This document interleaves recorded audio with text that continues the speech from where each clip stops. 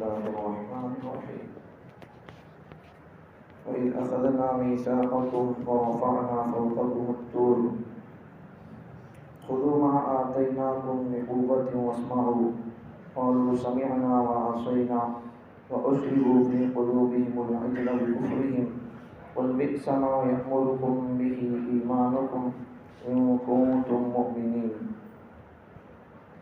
وإذ أخذنا اور یاد کرو اس وقت کو جب کہ ہم نے کہا، ہم نے مضبوط وعدہ لیا تم سے، ورفعنا اور ہم نے بلند کیا، فوقکم تم پر، الطور طور پہاڑ کو، خذوا ما اور ہم نے کہا، اللہ ارشاد فرما رہے کہ ہم نے تم کو جو چیز دی اس کو لے لو اور اس کو مضبوطی سے پکڑو، بقوۃ مضبوطی سے پکڑو، قوت سے پکڑو، واسمعوا اور جو کہا جائے اس کو توجہ سے غور سے سنو۔ قالوا تو بنی اسرائیل کے بڑوں نے کہا، سمعنا وعصینا ہم نے سنا اور ہم نے نافرمانی بھی کی، وَأُشْرِبُوا فِي قُلُوبِهِمُ الْعِجْلَ اور ان کو پلائی گئی ان کے دلوں میں بچڑے کی محبت ان کے کفر کی وجہ سے۔ قُلْ بِئْسَ مَا پیغمبر آپ کہہ دیجئے بری ہے وہ چیز، یأمرکم بہ ایمانکم جس کا ان کا ایمان ان کو حکم دے رہا ہے، ان کنتم مؤمنین اگر وہ مومن مسلمان ہیں۔ یاد کرو اس وقت کو جب کہ ہم نے تم سے مضبوط وعدہ لیا اور ہم نے تم پر کوہ طور پہاڑ کو تم پر بلند کیا، تم پر کھڑا کیا،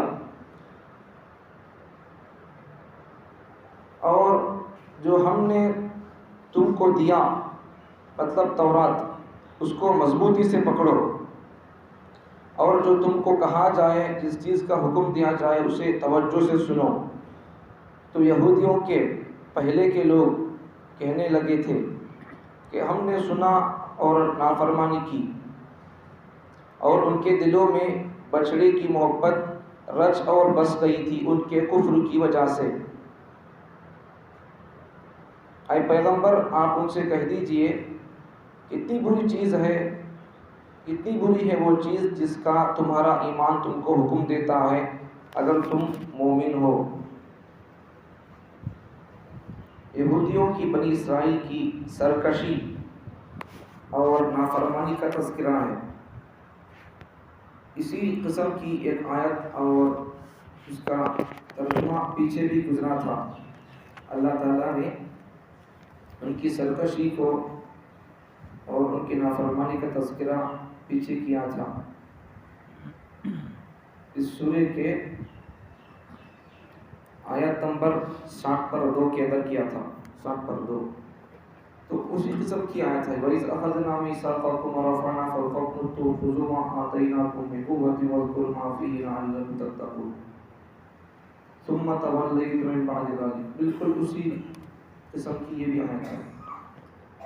تو بنی اسرائیل یہود کی سرکشی اور نافرمانی کا ذکر اس آیت میں ہے، اور اس کے علاوہ بھی دوسری جگہوں پر بھی اس قسم کی آیات کا تذکرہ ہے۔ تو اللہ تعالیٰ نے ان سے ارشاد فرمایا تھا کہ تورات کو مضبوطی سے پکڑو، اللہ تورات پر عمل کرنے کا مضبوطی سے ان سے وعدہ لیا۔ اللہ تعالیٰ نے ان کے سروں پر کوہ طور کو، پہاڑ کو ان کے سروں پر کھڑا کر دیا۔ اب ڈر کر وعدہ کر لیے، توبہ کر لیے، نافرمانی پہلے کر رہے تھے تو اب چپکے زبان سے توبہ کر لیے، اب سے ہم تورات پر عمل کریں گے، تورات کے احکامات کو مانیں گے، اس قسم کا اللہ سے توبہ طیب کا معاملہ کریں۔ بعد میں پھر وہ پہاڑ سر سے ہٹ جانے کے بعد پھر نافرمانی میں لگ گئے۔ اللہ نے کہا تھا ان سے کہ تم کو تورات سے جو حکم دیا جائے، کہا جائے، اس کو تم تورات کو مضبوطی سے پکڑو، اور تم سے تورات کے احکامات میں سے جو حکم تم سے بیان کیا جائے اس کو توجہ سے سنو۔ یہ لوگ سنتے تو تھے لیکن توجہ سے سنتے نہیں تھے، سننی چپکے سننے کو جاتے تھے۔ توجہ سے سننا، عمل کرنا یہ نہیں تھا، جیسا آج کے زمانے کے لوگوں کا حال ہے۔ بلّہ کے سنتے بیانات لیکن عمل کتنا کرتے؟ کتنا بھی نہیں کرتے، ذرا بھی عمل نہیں کرتے۔ 10 باتیں سنیں، اب تک کتنی آیتیں سنیں؟ 90 پر 3 آیتیں سنیں سورہ بقرہ کے۔ الحمد کے سورہ کے 7 آیتیں ڈالیے تو کتنا ہوتے؟ 100 آیتیں ہو جاتے۔ 100 آیتوں میں سے کتنی آیتوں پر عمل کرے؟ پورے قرآن کا ترجمہ تفسیر سنتے لیکن عمل ایک آیت پر بھی نہیں کرتے۔ تو یہ اصل میں مزاج یہودیوں کا مزاج ہے، سن کر عمل نہ کرنا، یا پھر صرف کانوں کے مزے کے لیے سننا، یہ یہودیوں کا مزاج ہے۔ تو یہاں بیان کیا جا رہا ہے کہ وہ لوگ یہی کہتے تھے عمل کرو قرآن کو، تورات کو سنو، تورات کے احکامات کو مضبوطی سے، تورات کتاب کو مضبوطی سے پکڑو، اور تورات کتاب کے اندر کے احکامات کو جب بیان کیا جائے تو توجہ سے سنو۔ یہ سنتے تھے، نہیں سنتے بول کر نہیں، سنتے تو تھے لیکن توجہ سے سنتے نہیں تھے، عمل کی نیت سے سنتے نہیں تھے، لاپرواہی سے سنتے تھے، صرف سن کر چلے جاتے تھے۔ تو وہی کہتے تھے کہ قالوا سمعنا وعصینا، بجائے یہ لوگ سمعنا واطعنا کہنے کے ہم اللہ آپ کے بیان کو، آپ کے تورات کے اندر کے احکامات کو سنے بھی اور عمل بھی کر رہی، اطاعت بھی کر رہی، ایسا بولنا تھا۔ سمعنا واطعنا بولنا تھا، ہم نے سنا اور ہم نے اطاعت کیا، ایسا بولنا تھا۔ بجائے اس کے سمعنا واطعنا کے کیا بولنے لگے ہوں؟ سمعنا وعصینا، ہم نے سنا بھی اور ہم نافرمانی بھی کر رہے ہیں۔ اب ہمارا حال بھی وہی چیز ہو، آج کے زمانے کے مسلمانوں کا حال بھی کیا؟ سنتے اور سن کر بھی کیا کرتے؟ پھر نافرمانی سے باز نہیں آتے۔ تو ان میں ہمارے میں کیا فرق ہے بولو؟ ان میں ہمارے میں ذرا بھی فرق نہیں ہے، بلکہ اس زمانے کے لوگوں سے بھی آج کے مسلمان ایک حساب سے بڑھ چڑھ کر اچھے نافرمانی میں، سرکشی میں۔ تو اللہ تعالیٰ ان سے جب وعدہ لیا تورات پر عمل کرنے کا اور تورات کے احکامات کو توجہ سے سننے کا، تو انہوں سنتے نہیں تھے، ایسی بات نہیں، سنتے تھے اور عمل نہیں کرتے تھے، کھلا بولتے تھے ہم نے سنا لیکن سمعنا وعصینا، سنیں گے لیکن عمل نہیں کریں گے۔ پہلے سے سننے کو آ رہی اللہ، سننے کو آ رہی پہلے سے، لیکن عمل نہیں کرتے۔ کیوں عمل نہیں کرتے بولو؟ وجہ دیکھو، قرآن کی اندر اس کی بیان کی جا رہی ہے۔ انہوں سنتے تھے تورات کے احکامات کو، اللہ کے بیانات سنتے تھے، عمل نہیں کرتے، عمل کہیں کو نہیں کرتے تھے، اس کی وجہ بتا رہا اللہ تعالیٰ، ارشاد فرما رہی وَأُشْرِبُوا فِي قُلُوبِهِمُ الْعِجْلَ بِكُفْرِهِمْ، ان کے کفر کی وجہ سے۔ ان کا کفر کیا؟ اللہ تعالیٰ پیغمبر محمد صلی اللہ علیہ وسلم کو نازل کر دیا، تو یہ تو پہلے کے یہودیاں، بنی اسرائیل کے پہلے کی یہودیوں کا حال تو تورات پر عمل نہیں کرتے تھے۔ حضور صلی اللہ علیہ وسلم کے زمانے کی یہودیوں کا حال یہ تھا۔ پہلے کے زمانوں کے یہودیوں کا اور پیغمبر صلی اللہ علیہ وسلم کے زمانے کے یہودیوں کا فرق کیا؟ پہلے زمانے کے یہودی لوگ، بنی اسرائیل کے یہودی لوگ تورات پر عمل نہیں کرتے تھے۔ تورات میں تھا کہ بچڑے کو معبود نہ بناؤ، گائے کے بچے کی پوجا نہ کرو، لیکن کرتے تھے یہ لوگ۔ پیغمبر صلی اللہ علیہ وسلم کے زمانے کے یہودیوں کا کفر کیا؟ ان کا کفر تو تورات پر عمل نہیں کرنا۔ ان کا کفر کیا؟ پیغمبر صلی اللہ علیہ وسلم کے زمانے کے یہودیوں کا، بنی اسرائیل کا، بنی اسرائیل کی اولاد کا کفر کیا تھا؟ حضور کا انکار کرتے تھے۔ دوسرا، قرآن کا انکار کرتے تھے۔ حضور کی نشانیوں کو دیکھ کر، حضور کو پہچان کر بھی، دوسروں کو بول کر بھی، انہوں پیغمبر آخر الزمان ہی بول کر بھی خود عمل نہیں کرتے تھے، تو ایمان حضور پر لاتے نہیں تھے، بولتے تھے نہیں۔ پہلے سبق میں آ گئی تھی بات، ہم تورات کے علاوہ کسی کتاب کو نہیں مانیں گے، تو انشاءاللہ کا وَإِذَا قِيلَ لَهُمْ آمِنُوا، جب ان سے کہا جاتا کہ تم جو اللہ نے نازل کیا اسے مانو، اب جو اللہ نازل کیا حضور پر، جو نازل کیا محمد صلی اللہ علیہ وسلم پر، اس کو مانو، قرآن کو، تو کیا کہتے تھے؟ قَالُوا نُؤْمِنُ بِمَا أُنزِلَ عَلَيْنَا، اللہ نے ہم پر جو نازل کیا ہم اسی کو مانیں گے۔ وَيَكْفُرُونَ بِمَا وَرَاءَ، تورات کے علاوہ ہم کسی کتاب کو نہیں مانتے، سب کا انکار کر دیتے ہیں۔ جبکہ وَهُوَ الْحَقُّ مُصَدِّقًا لِمَا مَعَهُمْ، یہ قرآن مجید اللہ کا کلام ان کے پاس جو تورات کتاب ہے اس کی بھی یہ تصدیق کرتا ہے، پھر بھی وہ لوگ مانتے نہیں تھے۔ اور پھر بھی وہ لوگ کیا کرتے تھے؟ نبیوں کو قتل کرتے تھے، پہلے کے یہودیاں۔ پیغمبر صلی اللہ علیہ وسلم کے یہودیوں بھی نبی کو قتل کرنے کا پلان بنائے۔ حضور صلی اللہ علیہ وسلم کی زندگی میں ایک مولانا بیان کر رہے تھے کہ حضور صلی اللہ علیہ وسلم کی زندگی میں تقریباً 18 مرتبہ قتل کے منصوبے بنائے گئے، ان میں سے 18 میں سے 12 مرتبہ کا حضور کو قتل کرنے کا پلان یہودیوں کا تھا۔ کتنے مرتبہ حضور کو قتل کرنے کا پلان بنایا گیا؟ 18 مرتبہ، اور 18 مرتبہ میں سے 12 مرتبہ یہودیوں کا پلان تھا حضور کو مار ڈالنے کا۔ مثال کے طور پر دو اشارے کر دو، آپ کو سمجھ میں جاتی بات، آپ کو واقعات معلوم رہیں گے۔ مثال کے طور پر ایک جگہ یہودی بیٹھے ہوئے تھے، حضور کو بلا کر لائے بیٹھنے کی بات کرنے کے لیے، اور حضور ان کو دین کی دعوت، دین اللہ رسول کی بات، اپنی توحید کی بات سمجھانے کے لیے وہاں بیٹھے تھے۔ تو یہود نے ایک نوجوان کو کہا کہ تو پیچھے سے جا کو بڑا بنٹا چٹان حضور پر ڈال دے۔ جب ایک نوجوان پیچھے سے جا کر اوپر چڑھ کے بڑا بنٹا ڈالنے کے لیے ڈالنا بھی چاہتا تھا اور ڈال دیا بھی بنڈا، تو کیا ہوا؟ اللہ تعالیٰ فوراً جبریل سے کہا، وحی کے ذریعے سے اللہ الہام کر دیا، پیغام بھیج دیا کہ پیغمبر محمد صلی اللہ علیہ وسلم تم یہاں سے اٹھ کو چلے جاؤ، ذرا آگے کو چلے جاؤ، ورنہ یہ لوگ تمہارے کو مارنے کے واسطے بنڈا اوپر سے پھینک ڈال رہی ہوں۔ جب حضور صلی اللہ علیہ وسلم وہاں سے سامنے آ گئے تو دوسرے آدمی پر بنڈا پڑھ کر مر گیا ہوا آدمی۔ ایک تو یہ، دوسری جگہ یہ پلان کس کا تھا حضور کو مارنے کا؟ یہودیوں کا پلان تھا۔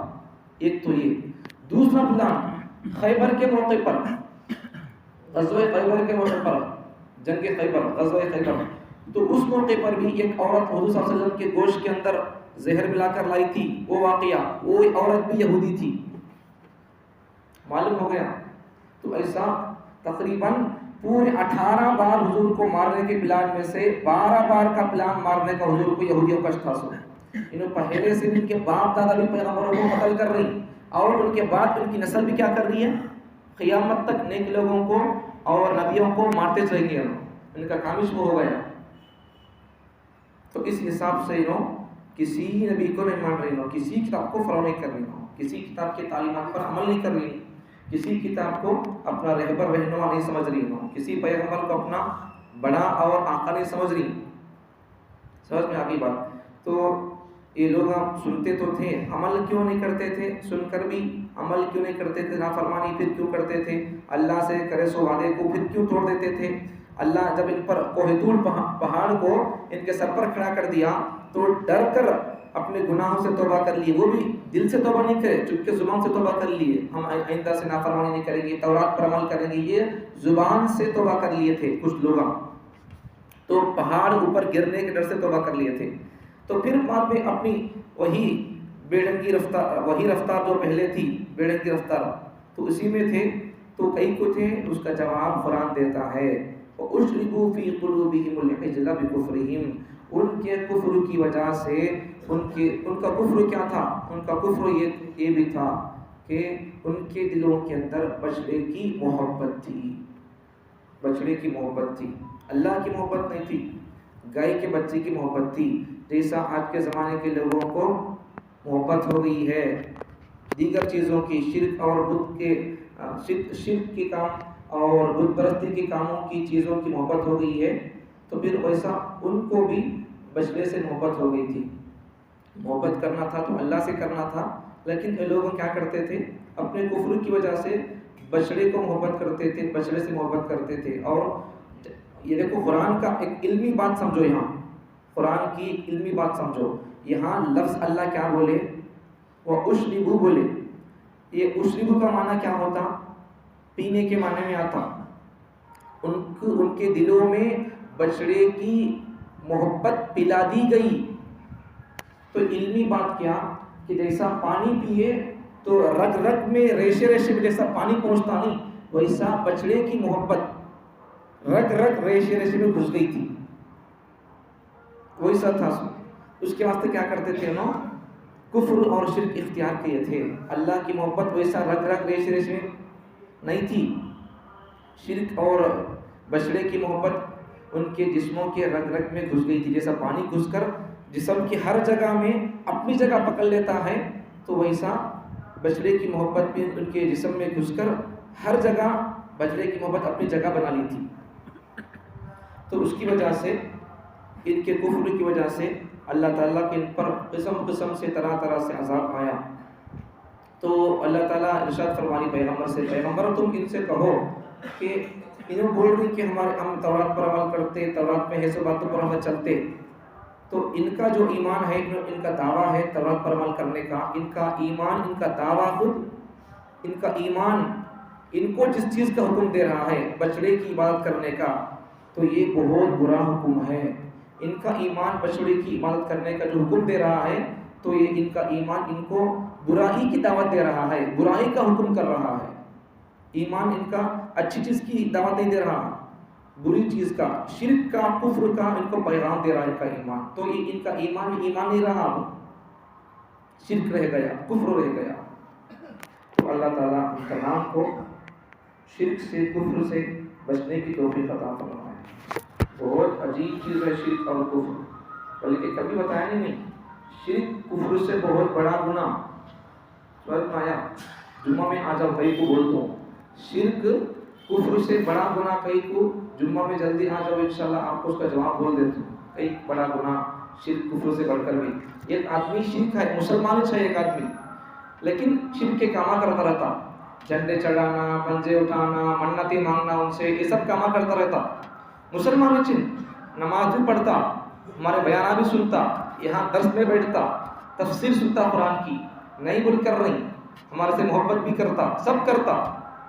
سمجھ میں آ رہی بات؟ ہمارے کو تحفے بھی دیتے، بہت سارے کام کرتے ہمارے مسلمان، لیکن پھر کرتے بھی کیا؟ شرک کے کام بھی کرتے. سب مسلمان لیکن وہ کام بھی کرتا، یہ بھی کرتا، وہ بھی کرتا. ایک آدمی مسلمان اس نہیں ہوں، کافر کا کافر، اسلام کا دشمن، اللہ کا انکاری، رسول اللہ کا انکاری. مسلمان اس نہیں ہوں، ان تو کم سے کم مسلمان تو ہے نہیں، لیکن دونوں میں بھی بڑا گناہ اور بہت خطرناک دہانے پر کون کھڑا ہے بولو؟ کافر سے بھی، کفر سے بھی بڑا گناہ اس مشرک کا، مسلمان آدمی کا شرک، اللہ کے ساتھ کسی کو جوڑنا، اس کا گناہ بڑا ہے. ان خطرناک دہانے پر کھڑا ہوا ہے. اس کافر سے بھی، ان مسلمان مومن جو شرک کر رہا ہے اس سے خطرناک دہانے پر کھڑا ہے. کئی کو کھڑا ہے، اس سے بھی، کفر سے بھی بڑا گناہ، کافر سے بھی بڑا گناہ، بڑا عذاب اسے کئی کو ہوگا. یہ جواب سننے کے لیے جمعہ میں آ جاؤ، بتا میں انشاءاللہ آج بیان کروں گا. اللہ تعالیٰ مجھے اور آپ کو شرک سے، کفر سے بچ کر رہنے کی توفیق عطا فرمائے. الحمدللہ رب العالمین.